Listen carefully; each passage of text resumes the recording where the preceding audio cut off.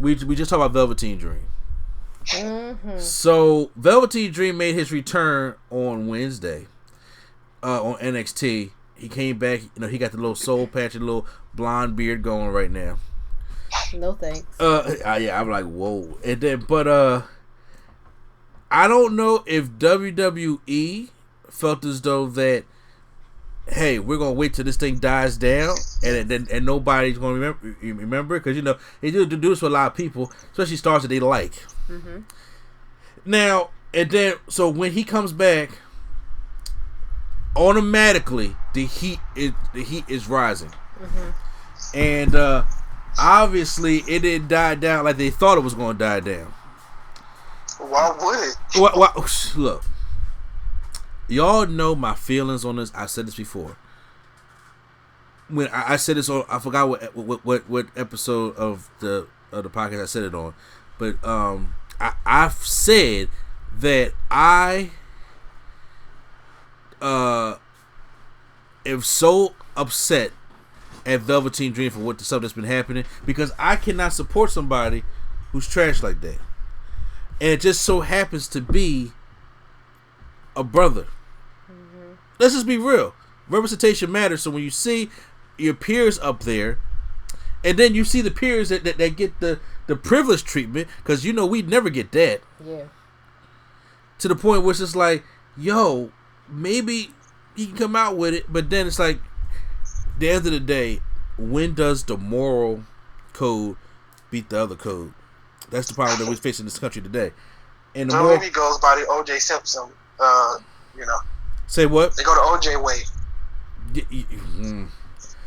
So when he came, nothing go to O.J. way. Yeah, it shouldn't. But so as soon as he came back, one of Dream's accusers, Josh Fuller, he went to Twitter and expressed the frustration of WWE bringing him back. Earlier this summer, Fuller uses the hashtag Speaking Out movement to reveal how he was just 16 when he met Dream at an indie show while Dream was 19. Fuller claimed that Dream wanted to keep their relationship a secret, and how he tried to get Fuller to show him his full body, alleged promised to help get Fuller a job with WWE. I did not hear this one. I did not hear this one. That either. I'm reading this from WrestlingInc.com. I did not hear this story at all. Yeah. And it's not looking that good. Fuller also collaborated some of the claims made by Dream's other accusers. Fuller on Twitter that no one from WWE contacted him for their investigation. It should be noted that WWE has not commented on the investigation into Dream and the allegations made by his accusers. There is no word yet on exactly what WWE found or why they brought Dream back, but we'll keep you updated. I'm still pissed, Fuller tweeted. And he then responds to another person who said they were stressed over how their speaking out story was getting shared at least once a week, but glad because they want people to know. Fuller responded, I feel this is hard. Like, I get over it for a little while, and then I'm out of nowhere. I'm just like, damn. It's a really shitty feeling that I feel like I can't say the things I want to about everything because of fear of my wrestling career that shouldn't be okay. In retrospect, I'm glad I didn't share things anonymously because it wouldn't have had the same impact, but the paranoia that comes with everything really fucking sucks. I'm doing okay though. I'm just really, really mad at this shit. Just being tolerated and trying to sweep under the rug like it never happened. The only things really pissing me off from social media are the people claiming that it was clearly investigated when there's no proof or statement that ever was the case. Myself or anyone else involved weren't contacted by anybody to my knowledge. So, I'm not gonna he has a whole statement. I'm not gonna read the whole thing, but he does say that my morals come before wrestling and always will. That is way bigger than me. I'm not sure if I'll keep rambling about it or I just want to stay above anything. I never chose to speak out because of myself. I was completely over the kids he sexually harassed and the fact that the internet tried to turn him into the bad people. Be sorry for them, not me. So I gotta get y'all. Look, this shit is just toxic. It really is. And I wanted to get the thoughts on it real quick because like I said, now the moral code has to be if this is happening with Dream, but they didn't investigate it because we've seen WWE do this many a times with many a people. Did they even do anything about the other one with the Matt Riddle? I think that kind of came out in a wash on its own, where he admitted that they had an affair and kind of took the power from the girl. Where he came out and said, yeah, I did some bad stuff. I had an affair with you and we broke it off. That's why she has pictures and all that kind of stuff. Mm-hmm. But she's still accused. Alright, I guess. She's still what? She still accused him of doing some stuff. I guess that's something under the rug. Kind of like after he came out and admitted that they had an affair, everything kind of died down. Now, I don't know if it died down because it was like he got in front of it and just told the truth, or if it was because and she was like making it bigger than what it was, or what. I don't know exactly what happened with that case, but it did go away after he said, like, the publicity for it went away. I don't know about the case itself, but the publicity for it went away after he admitted that they had an affair. So, this is I think Velveteen Dream's case is a real show that WWE plays favoritism. Obviously. No, because me and Prop see a lot of times on the internet that people think this is a race thing. I'm like, they play because they dropped Enzo quick. Well, see, they were looking for a reason to drop Enzo, and that he just didn't help the case at all. Because in actuality, I think his did come out that it was false. Yeah. And that they just didn't bring him back. They could have brought him back after everything came out. That it was like that it was not real, but they didn't because they didn't want to. Because he was getting kicked out the locker rooms and the buses and all. Yeah, but I hear that Velveteen Dream doesn't have that great of a rapport backstage either. I think after that stuff, it kind of deteriorated his relationships with the people backstage. No, yeah, and then I know they're probably upset because they're seeing like probably people that they were cool with or they work with getting fired. Yeah. With no recourse. And yet they didn't even address what happened with him, and it sounds like didn't do an investigation. What if just like a couple years from now we hear like in the 90s Shawn Michaels did something like this? I honestly wouldn't be surprised because I just feel like a lot of them did it, but they was like on the hush, and now they probably try to still keep that mentality even though they can't hide it. I remember listening to a podcast and they said if wrestlers in the 80s had a social media, there would be no wrestling. Mm-hmm. Yeah. Because they was out there doing wild Not at shit. all. Yeah. Like the stuff that they admit to, you be like, bruh, is that legal? Like and y'all just talking about it because it was 30 years ago. Like that still don't make it right. They don't care. In this day and time, everything's under a microscope. So imagine Jimmy Snooker. Yeah, I killed that girl. I was just about to 30 say. Years ago. I was just about to say, with the dark side of the ring and all the implications and rumors and everything that have been said about the Jimmy Snooker case, and the implication that Vince just paid to make all that go away because they knew he killed that girl, I would not be surprised at all if they was just like, we'll just wait for it to die down. They'll stop caring after a minute. Yep. Like, I wouldn't be surprised at all. If Velveteen Dream was Denzel Dejanay, that exactly. Yeah, exactly. That jobber that come out with the towel over his neck, Denzel Dejanay. I'm just saying that they got rid of him in a heartbeat. But since he's Velveteen Dream, and like I said, before this all came out, he was on Shawn Michaels and Triple H's good side. Because if you're on the good side, you got the John Cena co-sign. And bro, you have it made. Yep. But now I already did a whole thing expressing my anger of Velveteen Dream when it comes to, why I'm pissed off this happened. But now, if this is the case, and these men or whoever these accused are not getting heard, he got to go. Yeah, I feel like this is fucked up. He has to go. And as much as, like I said, as much as I love seeing an up-and-comer of, my race, that the moral beats all that. Him and his phony Aki beard can be out. Yeah, the whole moral beats that. It's not even like I said. I'm not even turning to a race thing or anything like that. The moral is, if you are a shitty person and you have done shitty things to people, especially harassment to young boys or anything like that, you it doesn't matter what you have accomplished in your career. It really doesn't.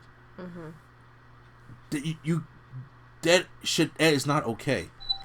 I also think that part of my issue with this is this is not necessarily something that you just be like, well, I just won't do it again, and then like he was out there grooming young boys, for whatever was going on, because I didn't hear all of the stuff. I didn't hear that part that you just read, so I obviously didn't hear all the stories.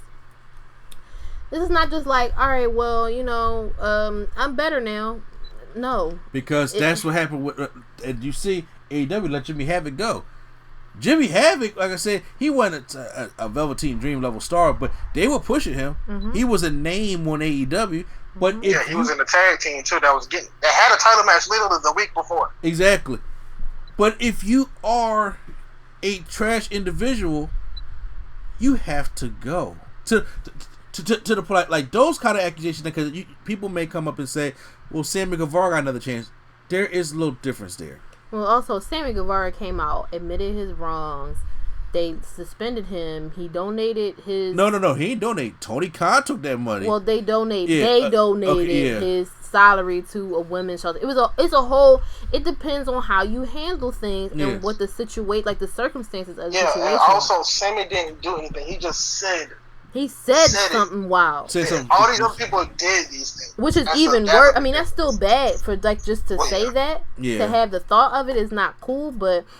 For something like that, and for him to have the repercussions, he has some consequences to his actions. If y'all just waiting to sweep this under the rug and be like, oh, well, we'll just wait till everything dies down, and y'all don't do anything to, I don't know what happened privately, but y'all don't do anything to publicly reprimand him, there's no consequences for his actions, essentially.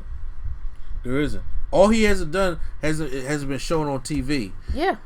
And since for a couple months, and then they probably felt as though that, right now, in this year, in this nation, people think that things are dying down, but then once something comes back up, then the momentum has jumped back up. It's something I've never seen before, because I have been around watching wrestling where I've seen cases happen, and then they just kind of like sweep under the rug and low media coverage, and then they just come back like nothing even happened.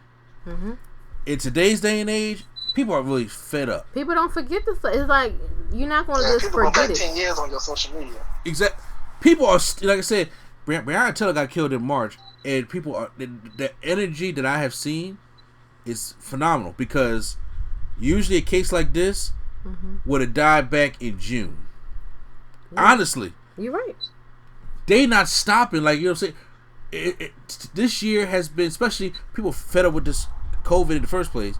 People are fed up to the point where mad. Yeah, we go fight this thing. I'm like, and I'm pretty sure WWE thought that, look, we ain't hear enough from Velveteen Dream. So the hashtag speaking out thing was what, in June? I think so. June or May?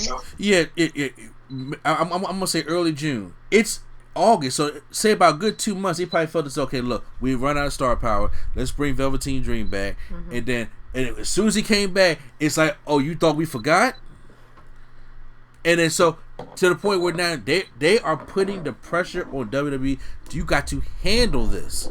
Yeah, but that's not that's not their forte. But I'm saying, even though they ain't their forte, they're going to have to address the situation. And if he is accused and he has done these things, then he has to go. But they don't, even with situations, they don't even really be addressed. They never really address stuff. If First you of all, Velveteen Dream should be suspended.